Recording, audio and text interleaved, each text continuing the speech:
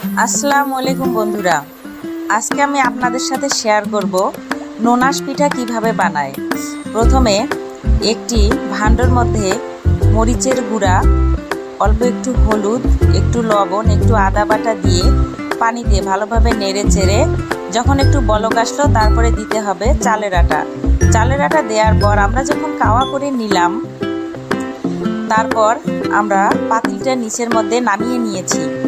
নামিয়ে নেয়ার পর আস্তে আস্তে কাওয়া থেকে আমরা এখন এভাবে ডলার পর আমরা বড় একটি রুটি বানাবো।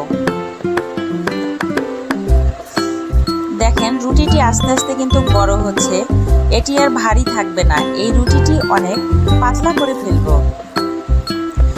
পাতলা করে ফেলার পর যাদের বাসায় স্টিলের গ্লাস অথবা মগ আছে সেটা দিয়ে আপনারা কেটে সাজ করতে পারেন, অথবা আমরা এখানে একটি মুকারি নিয়েছি এবং সেটি দিয়ে করেছি এবং ডুবো তেলের মধ্যে তারপর ছেড়ে দিয়েছি। ছেড়ে দেওয়ার পর যখন এক পাশটা ভালোভাবে হয়ে গেছে তখন অন্য দিকটা আমরা উল্টিয়ে নিয়েছি।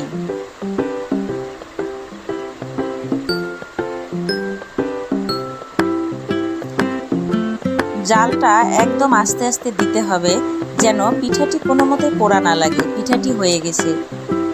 এখন এই পিঠার স্বাদ একদম অন্যরকম।